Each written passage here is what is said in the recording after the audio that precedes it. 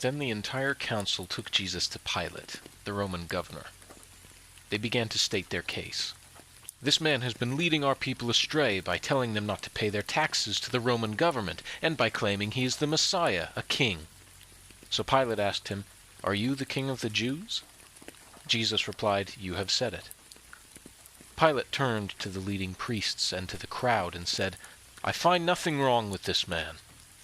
Then they became insistent, "But he is causing riots by his teaching wherever he goes, all over Judea, from Galilee to Jerusalem." "Oh, is he a Galilean?" Pilate asked. When they said that he was, Pilate sent him to Herod Antipas, because Galilee was under Herod's jurisdiction, and Herod happened to be in Jerusalem at the time. Herod was delighted at the opportunity to see Jesus, because he had heard about him, and he had been hoping for a long time to see him perform a miracle. He asked Jesus question after question, but Jesus refused to answer. Meanwhile, the leading priests and the teachers of religious law stood there shouting their accusations. Then Herod and his soldiers began mocking and ridiculing Jesus. Finally, they put a royal robe on him and sent him back to Pilate. Herod and Pilate, who had been enemies before, became friends that day. Then Pilate called together the leading priests and other religious leaders along with the people, and he announced his verdict. "You brought this man to me, accusing him of leading a revolt. I have examined him thoroughly on this point in your presence, and find him innocent." Herod came to the same conclusion and sent him back to us. "Nothing this man has done calls for the death penalty. So I will have him flogged, and then I will release him." Then a mighty roar rose from the crowd, and with one voice they shouted, "Kill him and release Barabbas to us!" Barabbas was imprisoned for taking part in an insurrection in Jerusalem against the government, and for murder.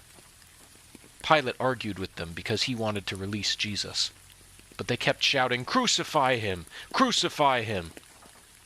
For the third time he demanded, "Why? What crime has he committed? I have found no reason to sentence him to death.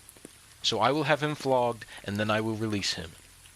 But the mob shouted louder and louder, demanding that Jesus be crucified, and their voices prevailed.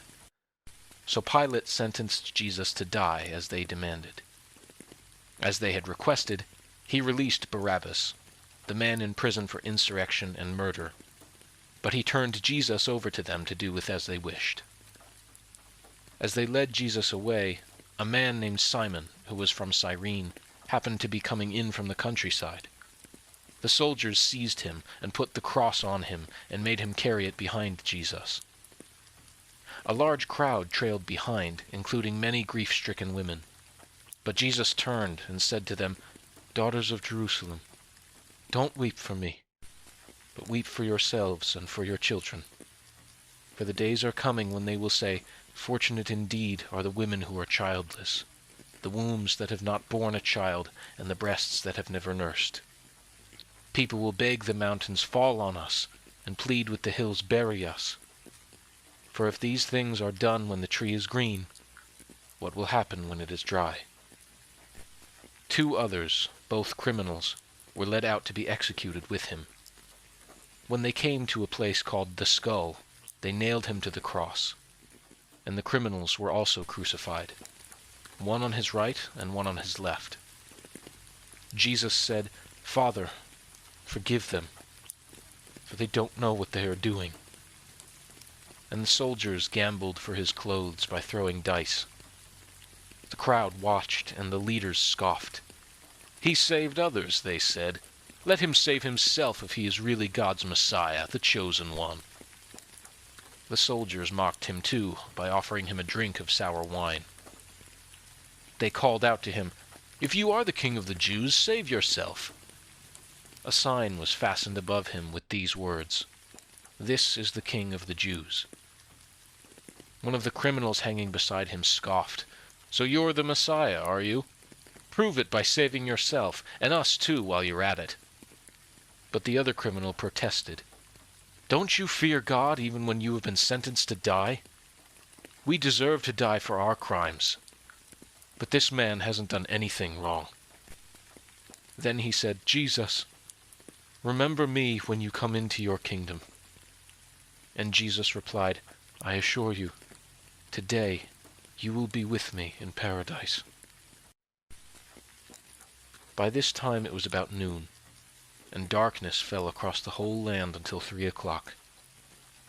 The light from the sun was gone, and suddenly the curtain in the sanctuary of the temple was torn down the middle. Then Jesus shouted, Father, I entrust my spirit into your hands.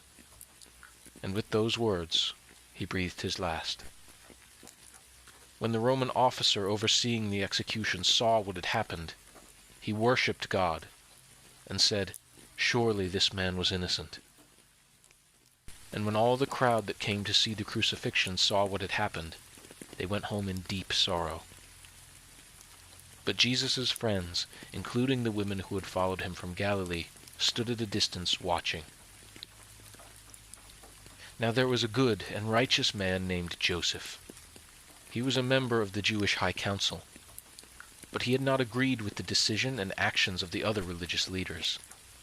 He was from the town of Arimathea in Judea, and he was waiting for the kingdom of God to come. He went to Pilate and asked for Jesus' body. Then he took the body down from the cross and wrapped it in a long sheet of linen cloth and laid it in a new tomb that had been carved out of rock. This was done late on Friday afternoon, the day of preparation, as the Sabbath was about to begin.